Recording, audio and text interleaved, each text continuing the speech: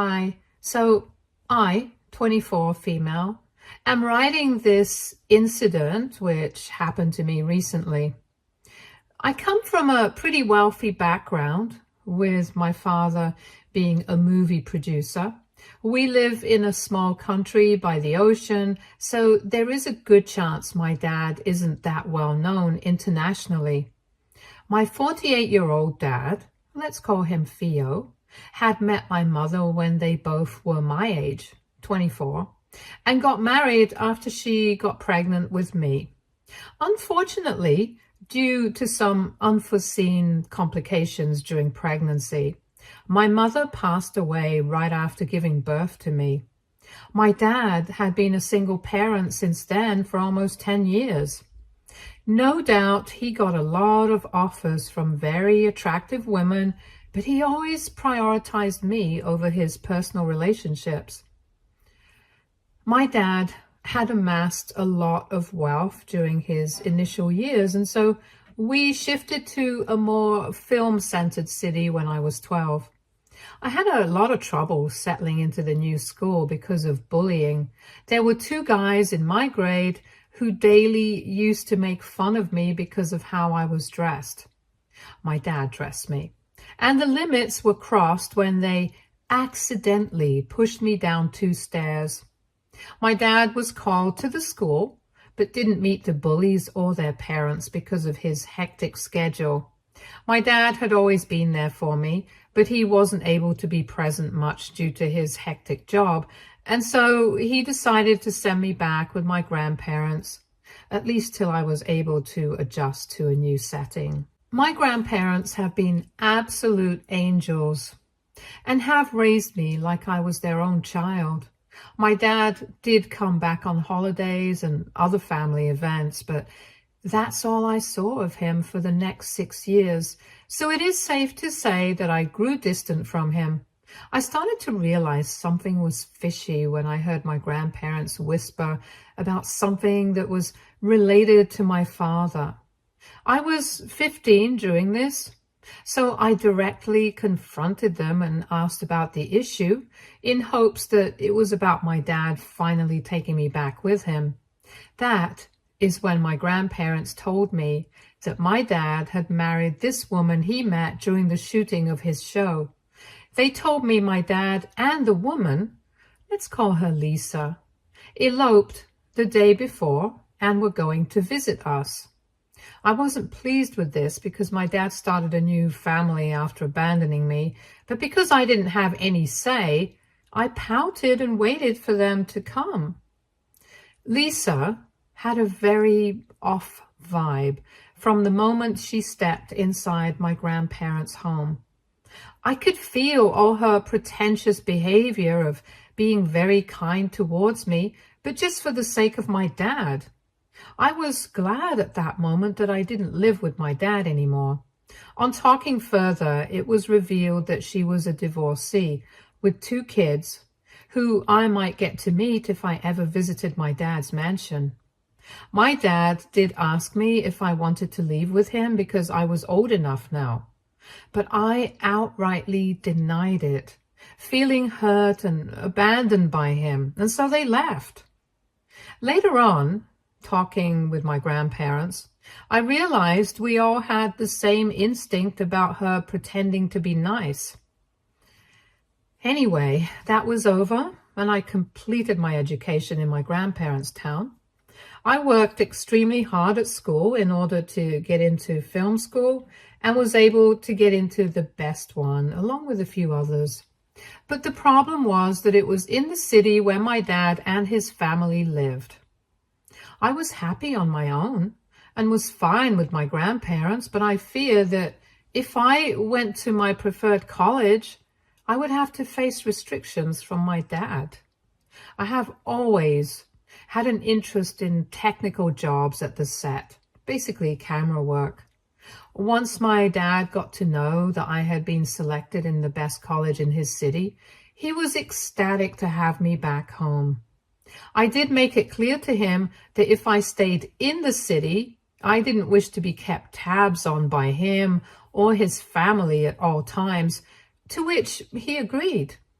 I was still doubtful. On my grandparents' repeated requests, I decided to join the course. My dad invited me to his home, which at first I denied, but on repeated insistence from both him and Lisa, I decided to give them a visit. When I reached my dad's mansion, by the looks of it, it didn't look like I ever lived there. The walls were full of pictures of Lisa with her kids and some of my dad. Dad looked pretty thin and pale, so I was concerned about him. My dad offered to pay my fee and asked me to stay at their place for as long as I wished, but I said no, as I didn't wish any pity funds from him. I applied for a student loan and got into the college dorm. As I was about to leave in the afternoon, I met Lisa's kids, who were just back from their acting coaching classes. I got the biggest shock of my life when I realized they were the kids who had bullied me when I was young. I wanted to tell my dad about it, but to be honest, I didn't really know him or his response, so I called my grandparents and told them about this. They told me I had done the right thing by not telling this to my dad because it had now been a few years to his and Lisa's marriage, and there was a good chance it might spoil my relationship with him. I obliged and talked to the bullies, James and Jake, both 24 male, for formality's sake, and left as soon as I could. I had heard about the shenanigans of Jake and James from my grandparents. Apparently, their biological father was a rich businessman who didn't wish to leave his kids, but Lisa somehow decided to blame him for domestic violence and brought the kids into her new marriage. My dad didn't wish to have any more kids, but agreed to it for Lisa. He had known Jake and James since they were 15, and they had never failed to remind my dad that they weren't his children. He used to provide them with everything he could afford, only for them to berate him to his face in front of their relatives. And these two were also a reason why I was kept away from my dad. Lisa should have tried to calm things down and explain to them the new dynamics, but she couldn't care less about it all, and it overall affected my dad. Their relationship has been dicey since the beginning, but after having me in the city, my dad finally felt he had someone he could trust. He had indirectly mentioned to me here and there about how his relationship with Lisa was. He said that she spends a good amount of money he makes in the name of promoting her kids, which he feels isn't true. I didn't wish to interfere in their relationship, so I decided to stay quiet and listen to him rant. One thing I was sure of was that the marriage might fail soon. Over the period of my course, I used to visit my dad and his family on the weekends. I didn't feel welcomed at their house, so I stopped after a while, but had to revisit as it was revealed soon after I joined college that my dad had cancer in the last stages and had just a few years left because of how aggressive it was. It was difficult to see my father in pain, but what hurt more was how unhappy he was in his marriage. It was because of him Jake had gotten a short reoccurring role in a sitcom, but it was never like Lisa's kids treated him like a father figure. I could see how hard my dad tried to build a connection with them, only for them to treat him like an ATM. And what was more unfortunate was that Lisa never saw this as a problem. By the time my father was on his deathbed, Lisa had stopped visiting him in the hospital and rarely showed up. My dad cried a lot to me during his final days, feeling abandoned by his wife and stepchildren. And although I wasn't very close to my dad, I still couldn't forget his pain of being alone. I also tried to talk to Lisa about looking after my father, but her very insensitive reply was that she would rather look after her future than wait for someone to become past. It is safe to say that she was the worst of humans I had ever met, and my dad passed away soon after I finished my course. Lisa was there at my father's wake for 15 minutes at max, when the big people of the industry showed up, whereas her sons didn't even care to show their faces for their stepdad. I had decided from that day on that I wasn't going to consider these people family ever, and decided to head to another state to pursue my career in film. I was planning to leave a week after the wake, but was summoned by Dad's lawyer to his mansion at the earliest. When I reached, I saw Lisa and her kids sitting there impatiently. Dad's lawyer told us that before passing away, he had declared his will and wished to give me almost 70% of his assets, including his mansion. He left 20% of his wealth for his parents. They were pretty well off already. And 10% plus a condo in the city for Lisa and her children. He had also left a final message for me, apologizing to me for not being the father he wished to be.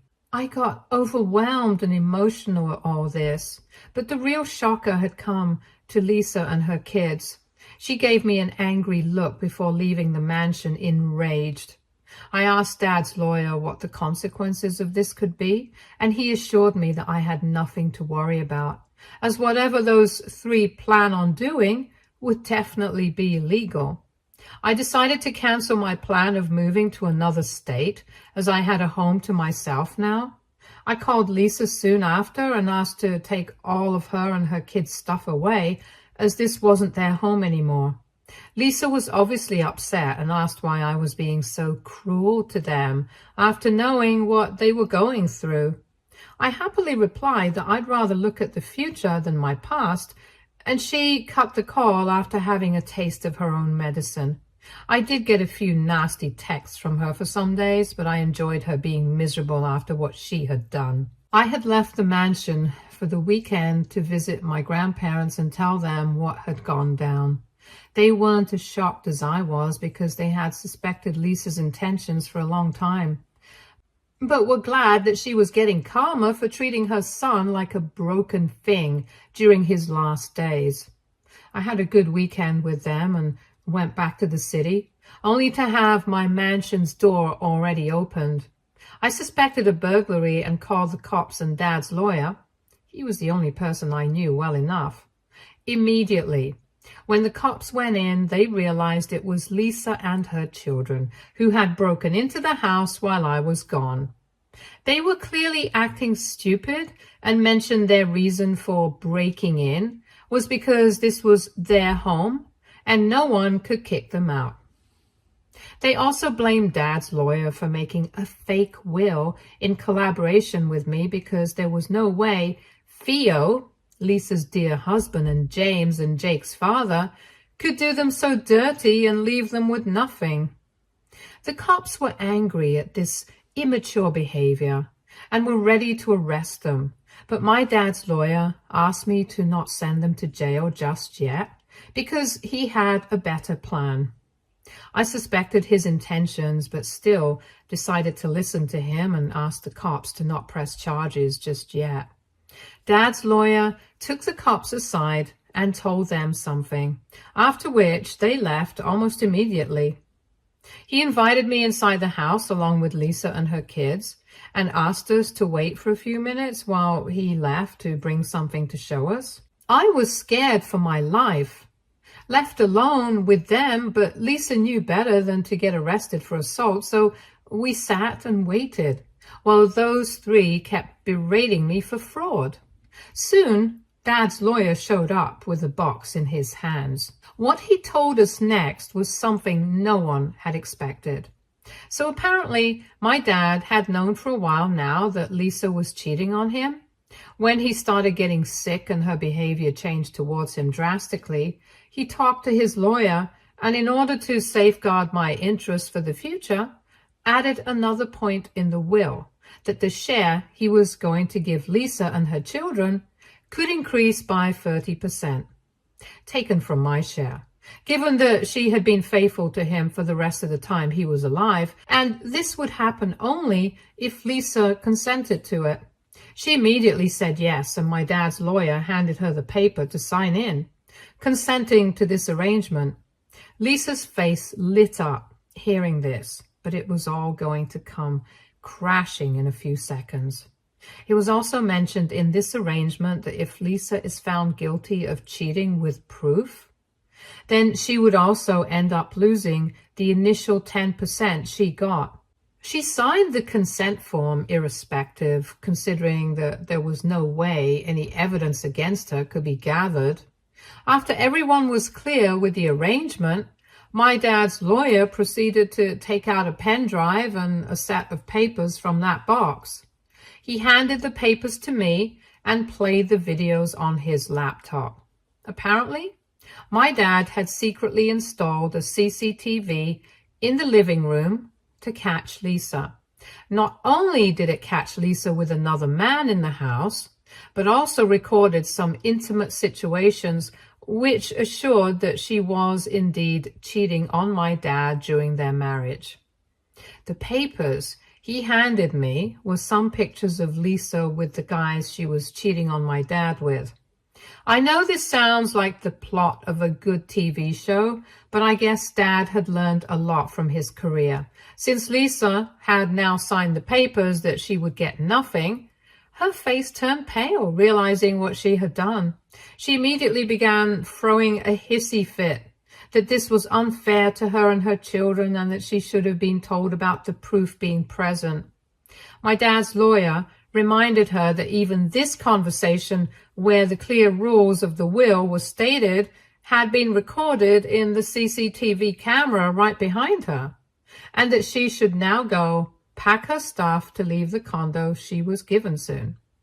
James handled his mother and left with her because they knew they were stuck now.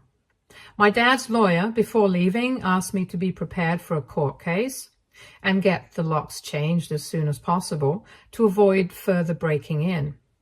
I listened to his advice and immediately called my grandparents, telling them about how dramatic everything had turned out to be.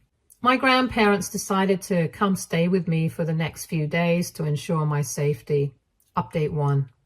I'm adding this update after 2 days to the actual incident. So as my dad's lawyer had expected, Lisa, with her kids, went to their lawyer and they decided to sue me for a larger share in the inheritance on the grounds that she was deceived into signing the contract and didn't believe the will was written by my dad, but was signed by him under force. To be honest, I don't know how she's planning to prove these exaggerated claims right. But my dad's lawyer has assured me that the case is still in our favor, so practically there's nothing to worry about. After messing with me, Lisa decided to go to my parents in order to convince them to be on her side and support her, having a better share of the inheritance for her and her children. When they decided to shun her off as well, she went ahead and started gaslighting them into thinking that they were given the lesser share in their own son's property because it was indeed my plan. My grandma believed her for once, but my grandpa always stood by me and all her hard work was washed away once I talked with both my grandparents, asking them if they wanted the mansion for themselves. Lisa did threaten me after that in a voice call, and I filed for a restraining order on the basis of that, which I very well received. Now, no one other than my immediate family, and now Reddit, knew about this fight for the inheritance because the matter was going legal soon.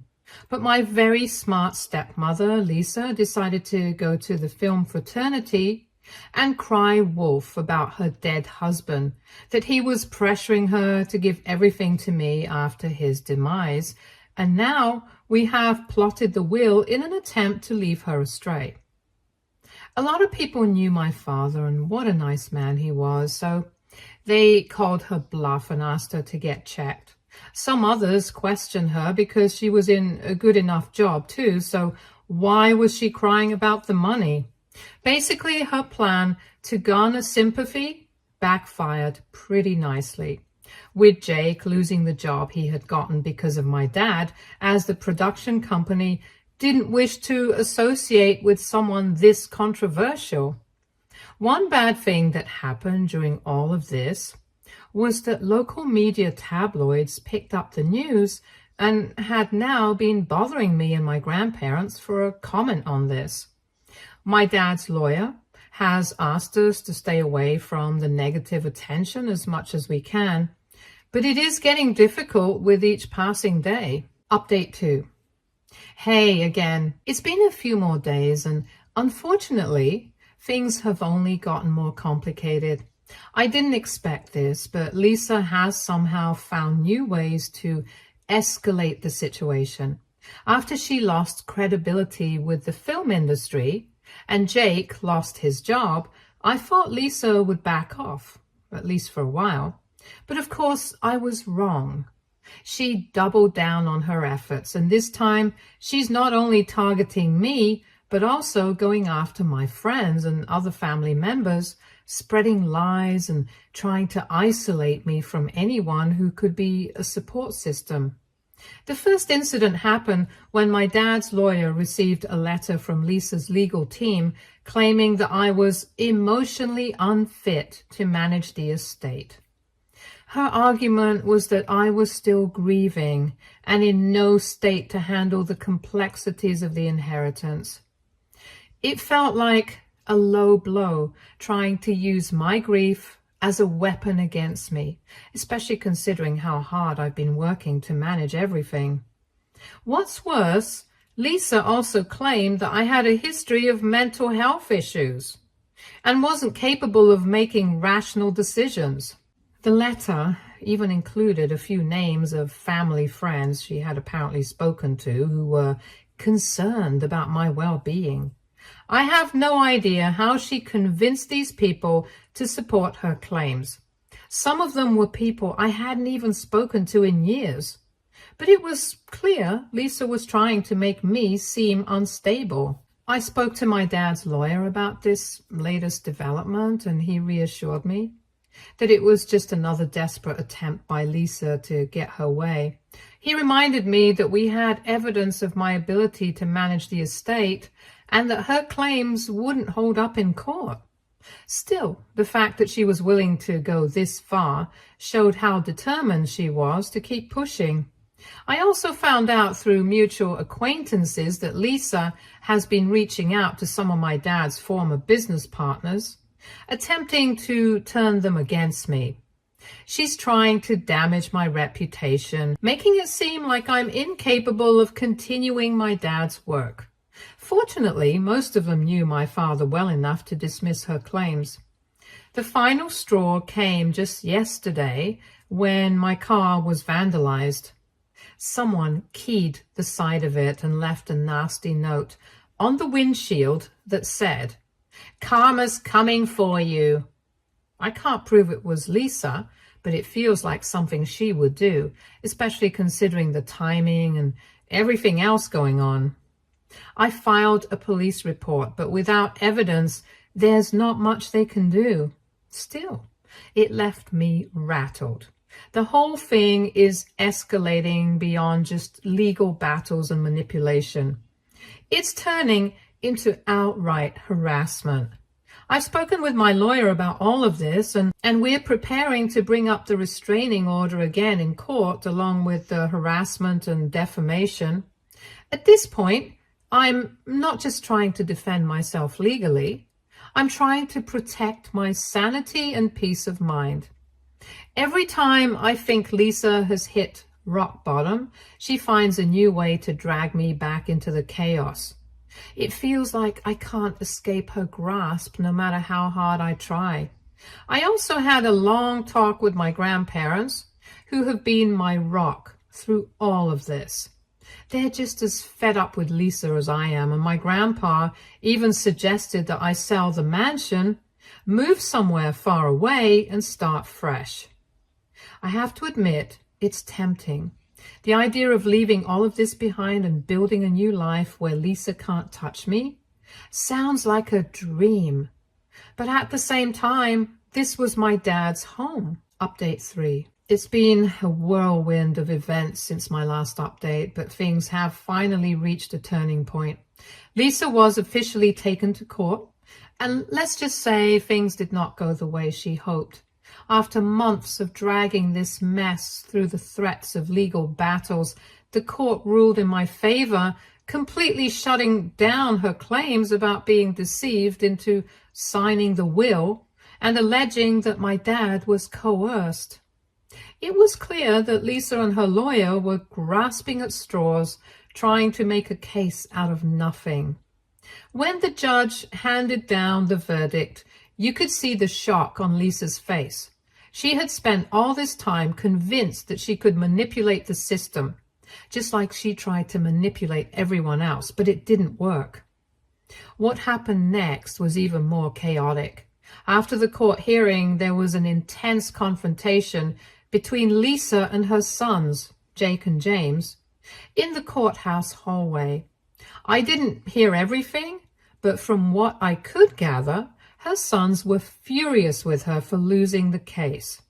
Apparently, they had assumed they would come out of it with a better deal, and when it became clear that Lisa's lies had led them down a dead end, they weren't happy. There was a lot of yelling, and at one point Jake stormed out of the building, leaving Lisa and James behind. James followed shortly after, and from what I could tell, they weren't exactly on speaking terms anymore. Later that evening, I got an unexpected phone call from Jake. He apologized for how things had turned out and admitted that he and his brother had been blind to what their mother was doing. He even went so far as to say that Lisa had manipulated them for years, making them believe that my dad was the bad guy, when in reality, she was the one who caused all the problems in the family. He asked if we could meet up to talk things over, but honestly, I wasn't interested.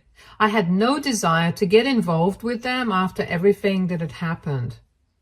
I thanked him for the apology, but made it clear I wasn't interested in continuing any kind of relationship with them. I've been through too much at this point. The last thing I need is to get dragged into more drama with Lisa or her sons. They made their choices, and now they have to live with the consequences.